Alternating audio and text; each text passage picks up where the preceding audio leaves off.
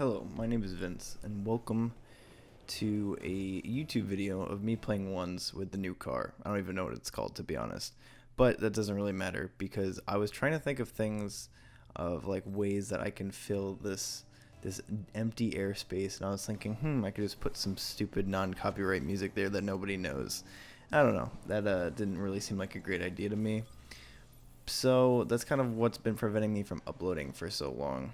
I don't really know what to do with this YouTube channel, so I'm just gonna do what I want, which is just record videos and then talk over them. It's kind of something that I used to watch Call of Duty YouTubers do back in the day. I started with Modern Warfare 2. It's a great game. It was a really good game, in my opinion, but it was the first one that I ever owned. And I found a bunch of people on YouTube, and they pretty much just did commentary videos, and then that transitioned to like the live commentary, which is like the most popular. But that's kind of how YouTube's always been. It's kind of been all over the place. But today, I'm talking about something that I've been thinking about a lot. Kind of.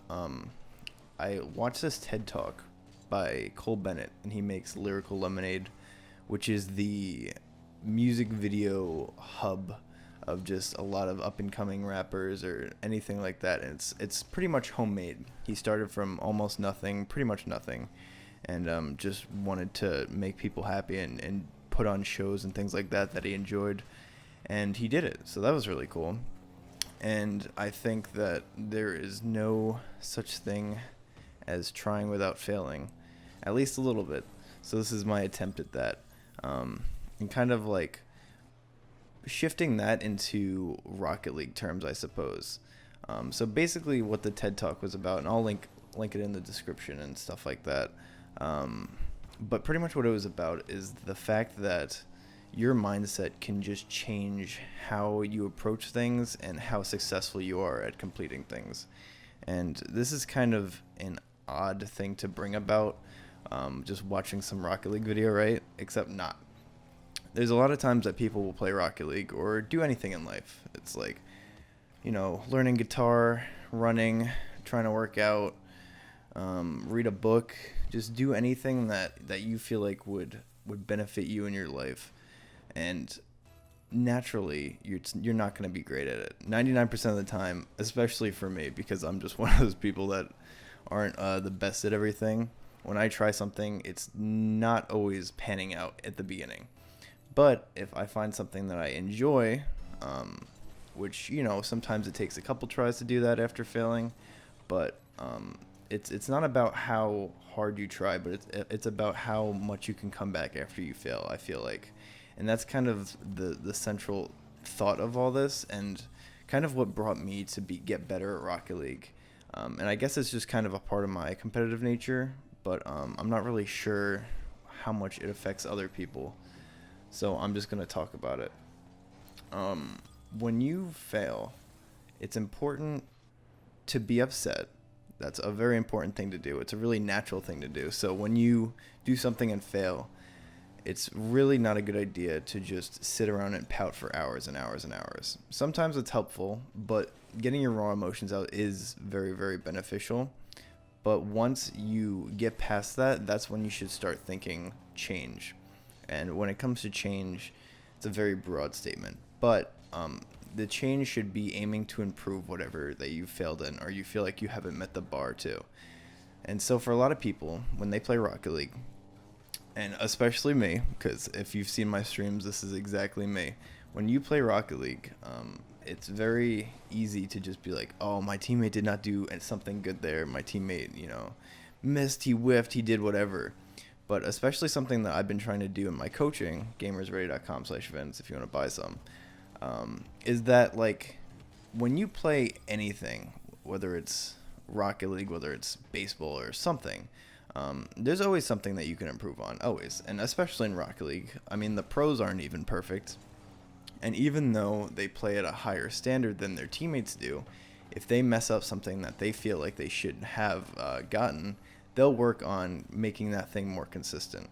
And that's like a really important mindset to have, because if you're focusing on the faults of other people, it's very hard for you to think about yourself and think, hey, what could I have done to improve? Because in almost every situation, no matter what, if you think, hey, what could I have done there to improve this, instead of just being upset at somebody else or something else, a lot of the time, you will come to a self-reflection phase, and you'll find that, hey, this is something that I did that was not great, or this is something that, I did not do as well as I could have, or I kind of was lazy about this, and I was kind of not happy about this. So when it comes to Rocket League, I think it's very important to have a lot of self-analyzing going on.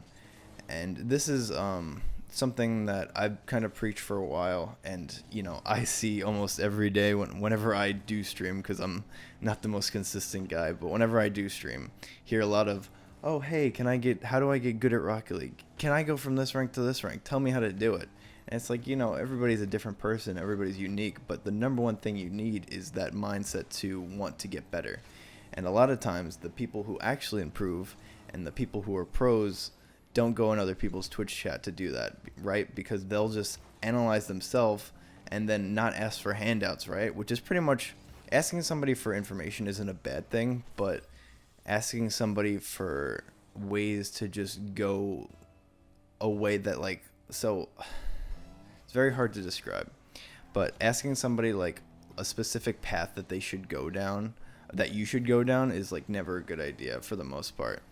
And especially when you come into a YouTube or into a Twitch chat or anything with a Rocket League player, if you're just asking, hey, how do I get better at this game, you're not really going to get anywhere. I don't know about you, but I don't think any of the top pros have ever been in a chat and been like, how do I aerial, or teach me how to go from Diamond 2 to Champ 1. It's all intuition. They have a crazy good work ethic, or just the need to be the best, and they'll put hours and hours and hours and tons of thought. And even me, back in the day, back when I was trying to go pro, I'm still trying to go pro, I guess, but that's a story for another time. But back when I was in high school and I was at that top level, all I would think about in class, which probably isn't a good idea, and I don't know if I should be admitting, but in class all day I would just sleep, because I got a lack of sleep at night from playing Rocket League, and I just think about ways to improve my game and ways that the game works. And it was something that for a while I definitely was truly passionate about. And I even could still be. I'm not 100% sure this isn't a reflection about me. This is just kind of me talking. It's a very interesting topic, I'd say, to bring up. But when you lose a Rocket League game, the number one thing you should be thinking after you get upset or whatever is just, how could I have done better in that game? And often, if you save the replay and just look solely at yourself, look at whatever you want. Look at your boost meter. Look at how much you're going for. Look at your rotations. No matter what, you should be criticizing yourself. And it's really important to keep yourself in check, because if you think of yourself in a different way than it actually is, then your standards will not be great, and you won't meet expectation, or you'll always soar past it, which is, both aren't really particularly a good thing. And I'm sitting here thinking why I brought this up to begin with, and I'm not really too sure. I think that this is good YouTube content for me. I think I enjoy just talking and having my thoughts out there, and it's kind of therapeutic for me, and I'm probably going to keep doing it, whether or not it gets posted or not. I guess we can just talk about something else now, because that's kind of wasted and gone. My competitive state, I guess. If anybody who cares, which, if you're listening to this enough, I'm sure you care somewhat.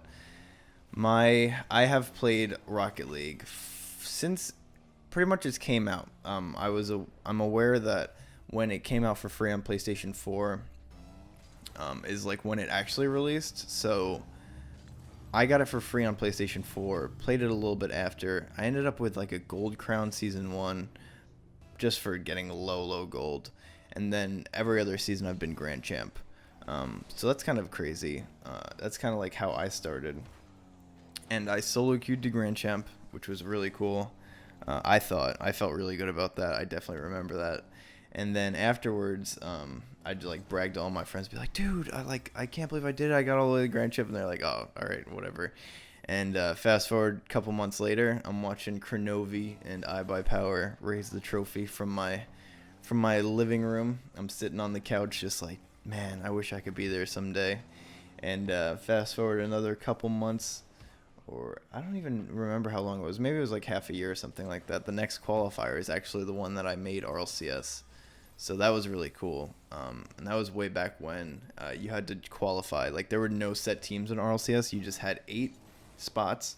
And then the top 8 teams that qualified on one day, double elimination bracket, went in there. And then after the season was over, no matter if you made LAN or not, you get dropped back down. Same qualification process. And that's how both seasons I was in RLCS. So I was in RLCS Season 2 and RLCS Season 3. And both times were really good. There's definitely more I could have done for sure. And my mindset was a bit naive at the time. And, you know, the dreaded, oh, if I could go back, I'd change so much. I wouldn't change a thing. I'm just kind of taking it how it is, you know. Like, I really think that changing things in the past will change who you are in the future, and I'm kind of happy of like who I am right now. So I think that's a really good thing to think about. But anyway, my Rocket League career, I'm getting off on a tangent. Oh, Vince. I've actually never done this before. This is quite interesting, but I seem to just keep having things to talk about, so this is nice. So yeah, my Rocket League career, I made RLCS 2 seasons, and then the next season I was actually sponsored, and then we didn't make it to RLCS. And that was the season where if you made RLCS, the next season you were auto-requalified, and that's when they brought RLRS into it. And you had 16 spots to qualify, and we didn't qualify for anything. And I moved out to California, and it was just a great old time of just confusion and sadness and whatever was going on. But it's all right, because it's not that big of a deal. It's, you know, kind of the path that I ended up taking anyway. It's interesting. I don't know. It's really interesting to think about. But if I would have qualified a season later, then everything else up until this point would have been different. But I don't really like to dwell on stuff like that, you know. So after that, I actually moved out to California, but then I accepted a streaming role in the organization that I was in, which was cool. They were very nice about that. Hollywood Hammers was a great organization to me. And so they took me then, and then I kind of scouted out an RLRS team for them. And then eventually they were looking for a third, so I tried out and I made it. And then we got 3rd place. I remember our record was quite good, but I don't remember. We just did really bad on certain weeks and then super good on other weeks. But then after that, I played for... I don't remember who I played for. Oh, I played on the Magicians with Rapid and Halcyon, and we were not sponsored anymore because Memory had gone to play for Ghost in the RLCS, which was good for him. Woohoo. But yeah, so that happened, and then it's kind of like I haven't been in the RLRS since. I tried to qualify the next season, but I was very lazy. I did not pay much attention to my Rocket League career as much. I kind of focused on streaming, but like focused is kind of a loose term because I didn't really actually care. I was just doing it to do it and not like do anything about it. And I think a lot of that stems from like when I first started getting good at this game, it was only because I just really wanted to be the best at something. And then once I was really good, I wasn't the best obviously, but once I was pretty good enough to start making money from it and stuff, it was like really awesome, a dream come true. But then once stuff starts slowing down, you have less of an incentive to grind or do something like that. But and since like I pretty much got it from just being a bad student, like I got good enough just because I was like a bad student. I didn't like care about my grades and things like that. So I didn't really have a work ethic to go towards it. So that's kind of what I'm working on nowadays. And this is YouTube content that I'm trying to figure out. It's always weird when I put stuff out onto the internet. It's like anybody can access it, right? So I always have, to a fault, I always have a conscience that's like way too scared of what's going to happen. It's like, all right, if I upload this, what's going to happen? Like people are going to criticize the way I talk. Like who cares? At the end of the day, I should just do something like this, put it out there, see what people think. There's no harm in doing it. I'm not going to get taken down on Twitch or YouTube for it. I'm not gonna get arrested. So I don't know. It's one of those I don't know, scared kind of things, and I'm trying to just get over that. But getting back to the topic at hand, pretty much when it comes to competitive, I am going to try to be going pro again. I've played in 2 out of the 3 World Gaming tournaments that's gone on, and we got third the first time, and the second time we played, we just got 4th. So that's pretty good. In terms of like all the bubble teams that are going on, I'm pretty confident against a lot of them that aren't in the RLRS. That's like pretty much the only teams we lose to are the ones that are in RLRS. Are like really, really close. So I definitely think that I'm good enough to be able to start grinding again, and I will start grinding.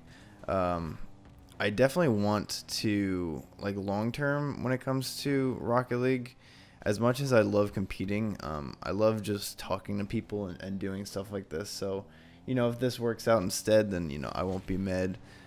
But it's kind of a real trial phase right now. Nothing really is going too particularly crazy, especially since, like, with me, like, I'm not at RLCS level anymore.